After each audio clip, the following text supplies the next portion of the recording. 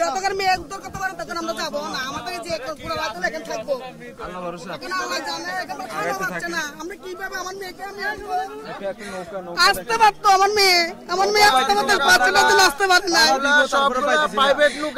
ওরা খালি খালি যাচ্ছে, আমাদেরকে নিয়ে যাচ্ছে না। কি জানা নিবে না, আমাদের মেয়েকে বাঁচতে হবে না, আমাদের ফ্যামিলিকে বাঁচাতে হবে। তো আমার একটা 4 মাসের বাচ্চা, আমার জামাই, আমার মেয়ে, ওরা মোট 12 জন এই একতলায়, ছাদের উপরে একতলায় বসে আছে। তখন পানি বাড়তেছে, যখন লাস্টে 4টা বাজে কল দিছি, বলতেছে যে আমাদের মোবাইলের চার্জ কমে যাবে, আমরা এখন অবস্থা বেশি খারাপ আছি, আমরা একতলায় এখন কোনো একটা যদি আমরা যোগাযোগ নাই, এখন যোগাযোগ নাই, আজকে 4 দিন ধরে যোগাযোগ নাই। আমরা আসছি আজকে 4 দিন ফেনি বসে আছি আমরা ওখানে গুড়ালাই।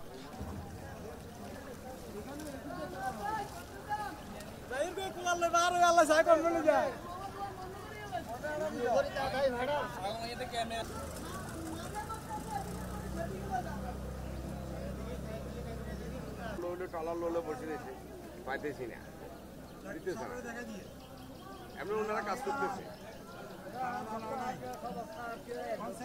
এখনো তো আগে নাই, 3 দিন কাজ করে, ঠিক আছে, এটা কথা সত্য, কিন্তু খাবারের বেলা আমরা তো ওগুলা পাইতেছি না।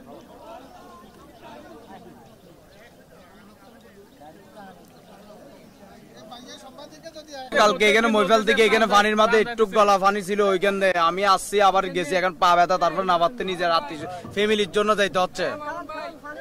এখন এদের কি মৃত্যু আছে না জীবিত আছে ওইটাই খবর পাইতেছি না।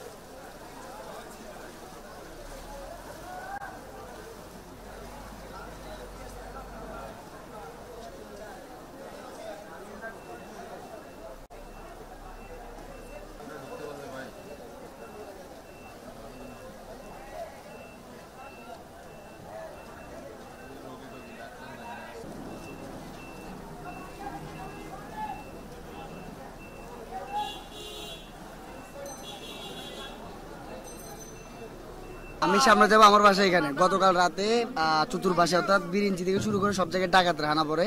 তো এরপর যারা স্বেচ্ছাসেবক ছিল, তো ডাকাতের সংখ্যায় ওদের উপর হামলা হয়েছে। এটা আসলে একটা ন্যাক্কারজনক বিষয়। তো এই বিষয়ে যারা আসলে দূর থেকে স্বেচ্ছাসেবক আসছে তাদেরকে পর্যাপ্ত লাইফ জ্যাকেট কিংবা তাদের যে পরিচয়পত্র নিয়ে আসার জন্য অনুরোধ করছে।